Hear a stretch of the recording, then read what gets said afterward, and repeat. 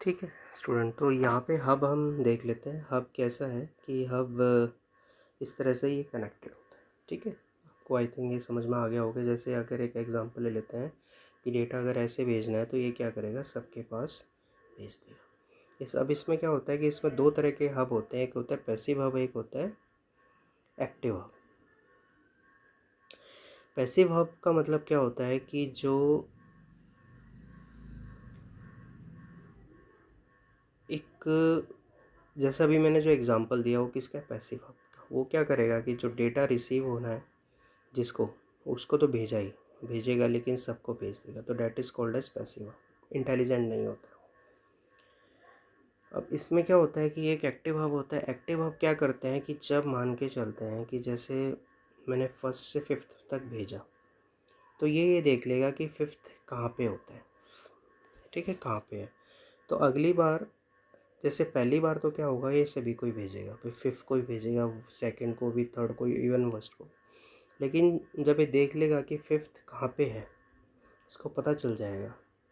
ठीक है, तो उस केस में क्या होगा कि ये क्या करेगा, अगली बार जब फिफ्थ, अगर वन फिफ्थ को भेजना चाहता है या सेकंड भी फिफ्थ को भेजना चाहता है, तो ये केवल यहाँ पे भेजेगा फिफ्थ को, ये किसी और को नहीं भेजेगा। तो that is property of active hub. Passive hub एक तरह का इंटेलिजेंट हब नहीं होता है, लेकिन एक्टिव हब एक तरह का इंटेलिजेंट हब का होता है।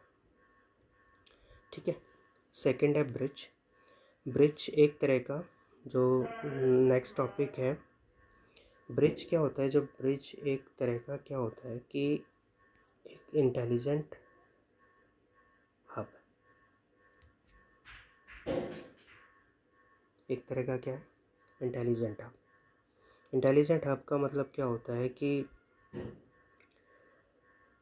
ये, जैसे एक एग्जांपल के थ्रू हम देखेंगे यहाँ पे।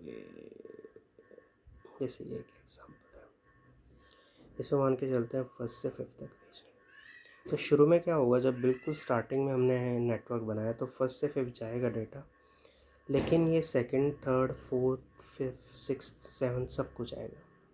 अगली बार क्या होगा कि ये एक टेबल बनाना स्टार्ट करेगा। टेबल में क्या होगा, टेबल में ये पता चलेगा कि जो टेबल हमें ये बताएगा कि जो कि फिफ्थ के लिए अगर कोई डेटा आ रहा है तो फिफ्थ कहाँ पे है, अगर सिक्स्थ के लिए कोई डेटा आ रहा है तो सिक्स कहाँ पे है, अगर सेवन के लिए कोई डेटा आ रहा है तो सेवन कहाँ पे है, और एट के लिए अगर कोई डेटा आ रहा है तो एट कहाँ पे है।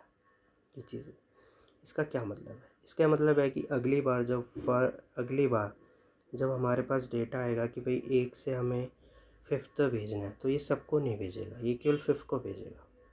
ठीक है, इवन सेकंड के अगर फिफ्थ के पास आएगा तो ये केवल उसी को भेजेगा, क्योंकि उसको पता चल गया है कि वो अपनी टेबल से चेक करेगा कि फाइव, जो फिफ्थ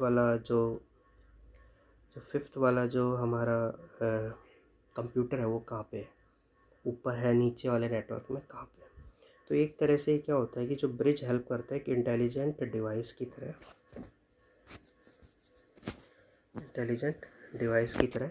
काम करता है। ठीक है, आई थिंक ये आपको क्लियर हो। ये इसमें सबसे इम्पोर्टेंट जो कॉन्सेप्ट ये है कि ये क्या एक टेबल मेंटेन करता है। टेबल से ये पहचान करता है कि कौन सा डिवाइस कहाँ पे है। ठीक है, ये सबसे बड़ी इसकी विशेषता है। ठीक है, तो ये बताता है कि तो इस तरह हमने आज हमने तीन डिवाइसेस कवर करे। ठीक है, पहला था रिपीटर, जिसका काम होता है कि सिग्नल को दोबारा रीजनरेट करें, क्योंकि धीरे धीरे एनर्जी लॉस होता है, इसकी वजह से सिग्नल में नॉइस आने लग जाती है, तो रिसीवर को वही सिग्नल मिले जो सेंडर ने भेजा, तो इस वजह से रिपीटर यूज़ होता है।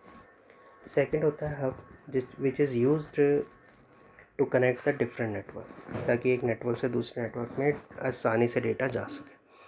और लास्ट इज़ ब्रिज। ब्रिज का भी यही काम होता है, लेकिन ब्रिज थोड़ा सा ज़्यादा इंटेलिजेंट होता है और ज़्यादा अच्छी तरह काम करता है, क्योंकि एक टेबल मेंटेन करना स्टार्ट कर देता है। ठीक है, ये टेबल, इससे हम राउटिंग टेबल भी कहते हैं। ये टेबल हेल्प करता है कि हम अपने डेटा को अच्छी तरह एक जगह से दूसरी जगह पहुंचा सके। ठीक है, तो अगर क्वेश्चन आता है तो ये वाले जो तीनों डिवाइसेस आप एक्सप्लेन कर सकते हो। कल टुमारो जो होगा उसमें हम जो हमारे पास डिवाइसेस बच गए हैं, जैसे फॉर एग्ज़ाम्पल पहला है हम switch, bridge, not switch, router और लास्ट वन इज़ गेटवे। ठीक है, ये 3 डिवाइसेस हम कवर करेंगे। इसके अलावा भी अगर कोई थ्योरी बचती है तो विल कवर। इतने आप इसमें से कवर करिए जो नोट्स हैं। ठीक है।